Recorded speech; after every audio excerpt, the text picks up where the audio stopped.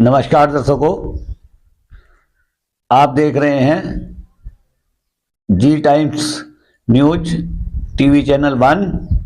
मैं हूं आर के शर्मा। आज के मुख्य समाचार। किसान न्याय यात्रा उज्जैन में शामिल हो दिग्विजय सिंह ने दिया बड़ा बयान। उज्जैन वोट चोरी व किसानों को न्याय मिले, इसके लिए प्रदेश भर में कांग्रेस न्याय यात्रा निकाल रही है। इसी क्रम में मध्य प्रदेश के पूर्व मुख्यमंत्री वर्तमान में राज्यसभा सांसद दिग्विजय सिंह उज्जैन पहुंचे।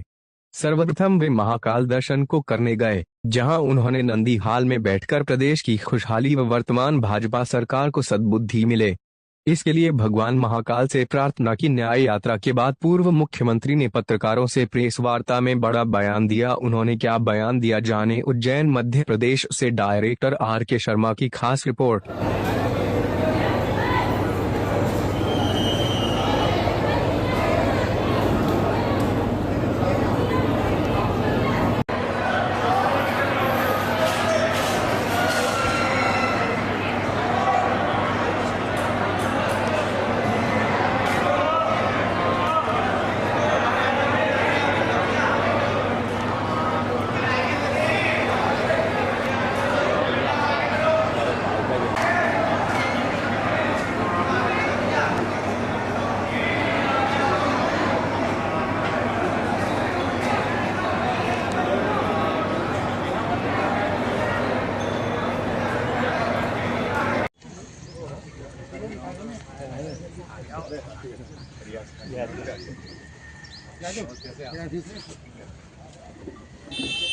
भैया सामने से हटना।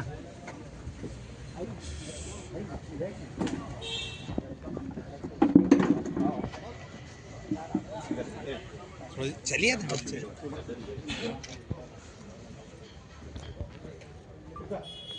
चलो यार जी, चलो। और कैसे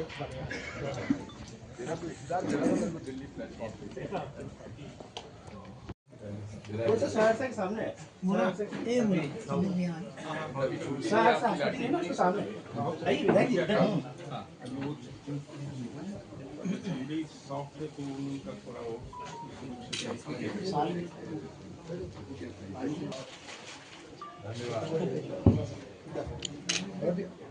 भैया भैया सामने से। तेरे बेटा बहू कहाँ है? ये बहू पूरी बेटा है। ये वाला शादी हुई है? अच्छा, बहू का मायके गई हुई है? उस दिन में ये देखो सारे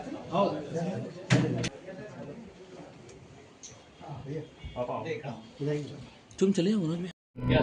देखिए, बात यह है, पहली बात तो यह है कि आज का जो हमारा आयोजन है वो वोट चोरी किस प्रकार से देश में चुनाव आयोग के सहयोग से की जा रही है उस पर, और फिर किसानों की जो यहाँ की समस्याएं हैं, खाद नहीं मिल रहा है, नकली खाद मिल रहा है, नकली दवाइयां मिल रही हैं, सोयाबीन का भाव 3800 पे रह गया आज। इन सब बातों को लेकर जन जागरण अभियान हमारा है। शिवराज जी जो है 18 साल तक मध्य प्रदेश के मुख्यमंत्री रहे और कृषि मंत्री होने कई जगह पर किसानों ने उनको घेरा है, कांग्रेस ने घेरा है, वो नहीं घेरा। इस तरह देखते हैं किसान नाराज यही नहीं है, उनके खुद के विधानसभा क्षेत्र में, तो लोकसभा क्षेत्र में खाते गांव में टोल रोड को लेकर बहुत बड़ा आंदोलन चला हुआ। सड़क बनी नहीं और दादागिरी से टोल वसूल किया जा रहा है। खाद मिल नहीं रहा है, आदिवासियों को के मकान बरसात में गिराए जा रहे हैं।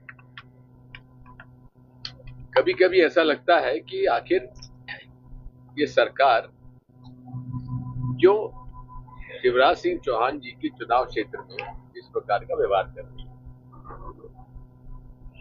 अब खाद की समस्या तो उनके समय भी विकट थी। मैं आपको वर्ष 93 से लेकर 2003, पता नहीं उस समय आप पैदा हुए कि नहीं हुए, लेकिन किसानों को के सहकारी समिति गोदाम एडवांस में खाद पहुंचा दी जाती है। ये हमारे सुरेंद्र सिंह जी भाई साहब के पिता दवाई सिंह जी साहब सहकारिता के यहाँ के भीष्म पितामह थे। सुभाष यादव जी हमारे अध्यक्ष। कभी एक बार भी कहीं काला बाजारी का हमारे पास पकड़ नहीं आता था और ना मारा मारी होती। यहाँ तो बिना पुलिस के लाठी के तो ये खाद वितरण नहीं हो पा रहा है। आखिर खाद क्या कहा रहा है? कुछ लोगों के पास ट्रक के ट्रक डायरेक्टली पहुंच रहे हैं, बाकी लोग परेशान। सर एक चीज अभी देखने में आ रही है कि सीबीआई के जो के अधिकारी नहीं सुन रहे, जिसको लेकर मुख्यमंत्री से जुड़ा है, तो इस विषय को लेकर आप क्या कहेंगे कि क्या स्थिति है देखा जाए तो? बात ये है कि भाजपा में जो लोग गए हैं उसमें स्वाभाविक है कि जिन लोगों ने अपना पूरा जीवन जनसंघ से और भाजपा में बिता दिया उनका तो दिल जलेगा। अब उसका सामना तो करना पड़ेगा। सर लगातार देखने को मिला है कि जो कांग्रेस पार्टी है वो बेरोजगारी को लेकर मुद्दे उठाती है, किसानों के हित में उठाती है। अब हम नेपाल की बात करें तो वहां पर बेरोजगारी को लेकर तख्ता पलट हो गया है, युवा आक्रोशित हो गए हैं। इस घटना को लेकर आपका क्या संदेश है? पहली बात तो ये सुन लीजिए कि आखिर ये प्रदर्शन किस बात के लिए हो रहा है। इसको जनरेशन जी जो कहते हैं, जो बच्चा 97 से के बाद और 2014 के पहले पैदा हुआ, यानी कि 15, 17, 18 साल, वो लोग सोशल मीडिया बड़े एक्टिव होते हैं। अब वहां की सरकार ने उस पर रोक लगा दी तो उनका गुस्सा फूटा और वही प्रदर्शन हो रहा था। उसमें फिर ये आग फैल गई।